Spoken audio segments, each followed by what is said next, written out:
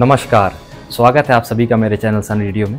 Friends, आज के जो हमारे गेस्ट हैं वो पिछले 1.5 सालों से बालाघाट जिले के जिला पंचायत के अध्यक्ष हैं और जिन्हें राज्य मंत्री का भी दर्जा प्राप्त है और अभी वर्तमान में वो कांग्रेस के उम्मीदवार हैं बालाघाट सिवनी लोकसभा के। तो आइए मिलते हैं जिला पंचायत अध्यक्ष राज्य मंत्री श्री सम्राट सिंह सरस्वार जी से। नमस्कार, स्वागत है आपका मेरे चैनल सन रेडियो में। सबसे पहले तो मैं आपको धन्यवाद देना चाहूँगा, इतना बिजी शेड्यूल होने के बाद भी आपने मेरे चैनल के लिए समय निकाला है। तो सर, आप जिला पंचायत के अध्यक्ष हैं, बालाघाट जिले के आप अध्यक्ष हैं। तो आपको लगभग 1.5 साल हो गया है इस जिले में इस पोस्ट पे आए हुए। तो आपने अभी तक क्या काम किया है और पूरी कार्यप्रणाली आपकी कैसी रही है? देखिए, 694 करीब करीब हमारे पास में पंचायतें हैं जी, और 1.5 साल में हम लोगों ने, एक तो हमारे पास में फंड बहुत कम होता है, 15वीं वित्त के अलावा कोई ऐसा फंड है नहीं। तो मैंने सबसे पहले जो 15 वित्त के जो फंड आया है उस सभी को बराबरी से बांटा है, मेरे जितने सदस्य हैं उन लोगों को। उसके अलावा जो छोटी मोटी दिक्कतें जो आ रही है जी हमारी पंचायतों में, उनको सॉल्व करने की पूरी कोशिश किया है। उसके अलावा जो थोड़ा बहुत मनरेगा के जो काम रहते हैं जी, उसमें भी करीब करीब हम लोगों ने 1.5 साल में 350 से 400 करोड़ के काम किए हैं। अच्छा, लेकिन अभी सरकार के पास पैसा न होने के कारण कुछ काम रुका है। अच्छा, लेकिन करीब करीब 350-400 करोड़ के हमने पूरी ईमानदारी के साथ में काम किया है। अच्छा। तो आपने मतलब गाँव-गाँव जाके भी पंचायतों में विजिट किया हुआ है? बिल्कुल बिल्कुल, हर पंचायत में, कई स्कूलों में भी काम किया है, कई स्कूलों में समतलीकरण करवाया है, तो जी ठीक रहा। अच्छा, तो आपने अभी कुछ सोचा होगा, जैसे कि आपका अभी 5 साल का कार्यकाल है जी। तो कुछ ऐसी चीज जो आप अपने जिले के लिए अलग कुछ करना चाहते होगे? देखिए, आपको भी जैसा दूसरों ने पूछा जी, मेरे पास में कार्यकाल अभी बहुत बाकी है, 3.5 साल करीब बाकी है। बिल्कुल। मैं जिला पंचायत अध्यक्ष बन तो गया, लेकिन भारतीय जनता पार्टी की सरकार ने पूरा जिला पंचायत और त्रिस्तरीय पंचायत को पूरा खत्म कर दिया है। सिर्फ मध्य प्रदेश ऐसा स्टेट है जहां पे पूरे अधिकार जिला पंचायत सदस्य हो, चाहे अध्यक्ष हो, चाहे हर किसी के खत्म कर दिया जी।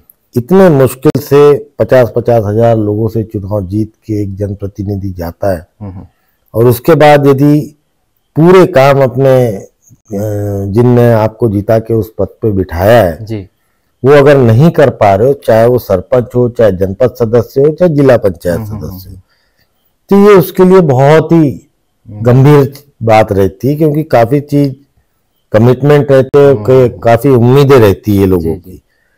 तो पूरे अधिकार जो खत्म किए गए भारतीय जनता पार्टी ने, वो देख के मुझे ऐसा लगा कि इनके लिए लड़ने के लिए कोई ना कोई एक होना चाहिए। दूसरा, हमने जिस तरीके से देखे कि हमारे लोकसभा क्षेत्र में हमारे सांसद ही नहीं दिखते जी, डेवलपमेंट कुछ नहीं है। तो बहुत सारी चीजें ऐसी थी जो हम दूसरे स्टेट में या दूसरी जगहों पे देखते कि एक सांसद कैसे लड़ झगड़ के अपने यहाँ इंडस्ट्री लाता है, कहीं कुछ लाता है, कहीं कुछ लाता है। यहाँ कुछ नहीं है। तो मैंने भी सोचा कि इस पद में जाके मैं अपने जिले की और सिवनी जिले की कुछ सेवा कर सकूं, कुछ इंडस्ट्री लाऊं, एक इंडस्ट्रियल हब बने, ताकि हमारे यहाँ के जो नौजवान, जो शिक्षित, बेरोजगार, उनको बाहर ना जाना पड़े। आज घर में बैठे हुए अच्छे पढ़े लिखे लोग। तो उसके अलावा जो लेबरों का पलायन हो रहा है हमारे यहाँ से, अगर इंडस्ट्रियल हब बनता है तो हमारे जिले के जो शिक्षित बेरोजगार है उनके लिए भी और मजदूरों के लिए भी पर्याप्त काम यहाँ पे मिल सकता है। उसके लिए अपनी पहल रहेंगी। ये जो सोच है आपकी, ये काफी पर्सनली मुझे भी बहुत अच्छी लगी, क्योंकि अपने यहाँ से, अपने एरिया से काफी ज्यादा मजदूर जो रहते हैं वो बाहर मतलब जैसे नागपुर, हैदराबाद तरफ बहुत ज्यादा जाते हैं। तो आपने कहा कि अगर अभी आपको सांसद की टिकट मिला है कांग्रेस से सिवनी बालाघाट जिले में, अगर आप सांसद बनते तो आप चाह रहे कि एक इंडस्ट्री यहाँ पे जिले में होनी चाहिए, इंडस्ट्रियल हब, जी, जहाँ अच्छा। पे एक बड़ी इंडस्ट्री लगे, हाँ हाँ और उसके नीचे उसकी जो एंसिलरी यूनिट होती है, जी छोटी छोटी, एक बड़ी इंडस्ट्री के पीछे सैकड़ों इंडस्ट्री छोटी चलती है, जी। तो उसके तरफ पहल। अच्छा, तो कौन सी इंडस्ट्री का कोई ऐसा सोचा होगा आपने? देखिए, इंडस्ट्री यहाँ डालने के लिए तो काफी सारी इंडस्ट्री डल सकती है। एक तो हमारे यहाँ खदान है, कॉपर की खदानें हैं, मैंगनीज की खदानें हैं, हमारा फॉरेस्ट इतना ज्यादा है, यहाँ से बांस और सब चीजें बाहर जाके वहाँ पेपर बन रहे हैं, जी हाँ, तो करने के लिए बहुत सारी इंडस्ट्री है। अब वो हमको सोचना है, यहाँ शुगर मिल बहुत अच्छी चल सकती है, अच्छा, कोई पहल ही नहीं है। मैंने खुद में शुगर मिल डालने की कोशिश किया। अच्छा स्टार्टिंग में दिल्ली में 2 करोड़ रुपए जमा करने के लिए मुझे बोला गया, अच्छा। तो ऐसे में बड़ी इंडस्ट्री आएंगी कैसे? तो अभी जैसे कि सेंट्रल में भी बीजेपी की गवर्नमेंट है और मध्य प्रदेश में भी बीजेपी है, लेकिन आप कांग्रेस से जिला पंचायत के अध्यक्ष है, तो कहीं ना कहीं आपको तकलीफ होती है काम करने में या फिर काम करवाने में? देखिए, तकलीफ अपोजिशन में बैठे, तकलीफ होने नहीं होने वाली बात ही नहीं है ना। त्रिस्तरीय पंचायत को बीजेपी की सरकार ने पूरा खत्म कर दिया है। जो भी करना है वो या तो सीओ के माध्यम से होता है, या कलेक्टर के माध्यम से होता है, या उनके मंत्री या मुख्यमंत्री के माध्यम से होता है। एक प्रकार से पावरलेस त्रिस्तरीय पंचायत कर दिया गया है। तो जैसा महाराष्ट्र में पूरे पावर त्रिस्तरीय पंचायत को है, हमारे सिर्फ एमपी में खाली किया गया है। तो अभी आपका जो कैंपेन है चुनाव का, वो कैसा चल रहा है और किस टाइप का आपका बहुत सुबह से शाम तक का क्या रूटीन चल रहा है अभी? बहुत बढ़िया चल रहा है। हम हर जगह जाके, क्या इतना बड़ा क्षेत्र है जी, हर किसी से तो मिल नहीं सकते, जी जी, लेकिन प्रयास ये रहता है कि अपने कम से कम कार्यकर्ताओं से जी हाँ, अच्छे से हम मुलाकात कर लें, और बहुत अच्छा प्रतिसाद हम लोगों को मिल रहा है पब्लिक के बीच में जब जा रहे हैं। जी जी, तो काफी पॉजिटिव रिस्पॉन्स आपको अभी समझ में आ रहा है जी।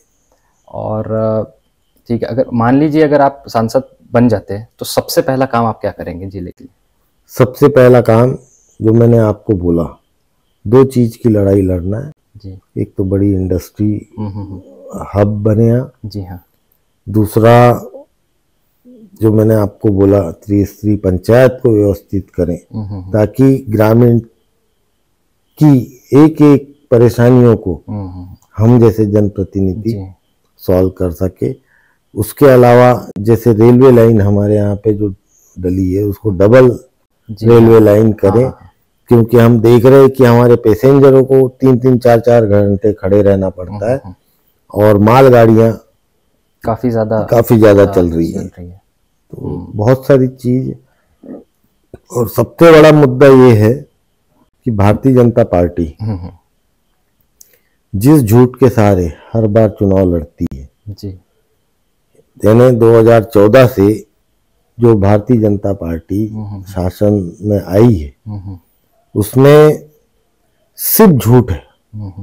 पहले 15 लाख रुपए हर एक के अकाउंट में डालने की बात की जी, फिर कुछ और किए, फिर कुछ और किए। उसी तरीके से अभी जो हमारा विधानसभा हुआ, जिसमें मोदी जी की गारंटी दिया था जी कि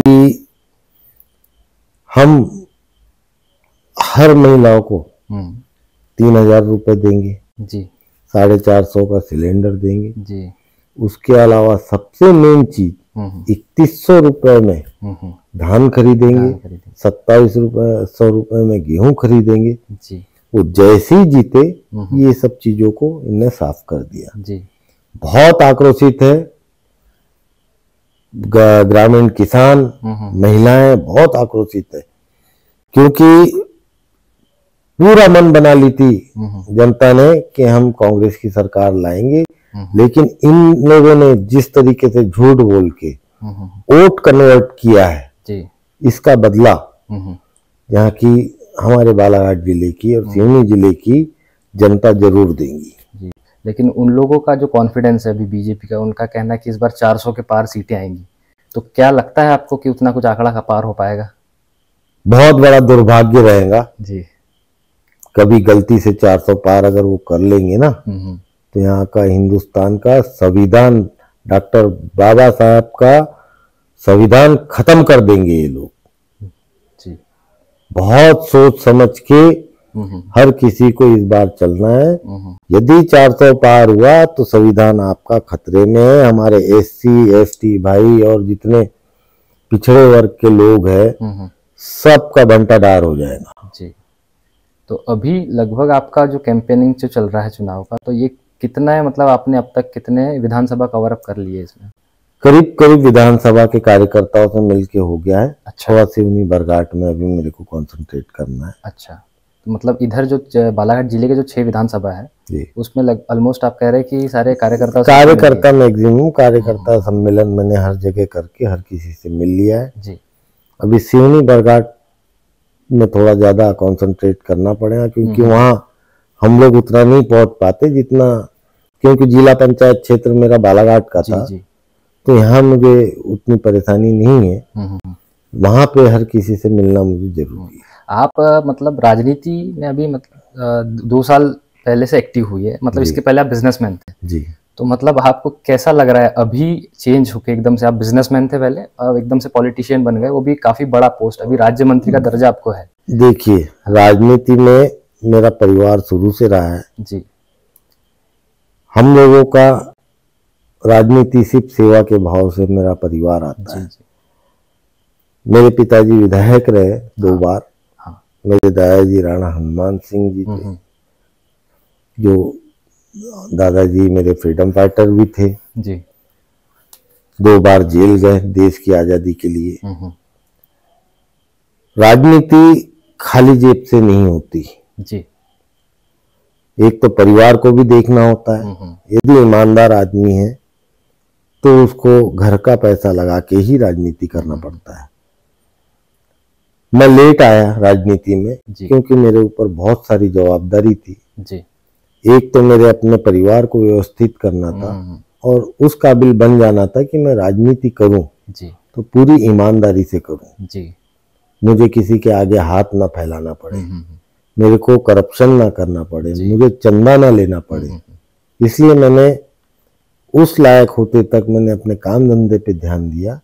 बाकी साइड बाय साइड राजनीति से कनेक्टेड हूँ, क्योंकि मेरा परिवार ही राजनीति बैकग्राउंड वाला रहा है। जी।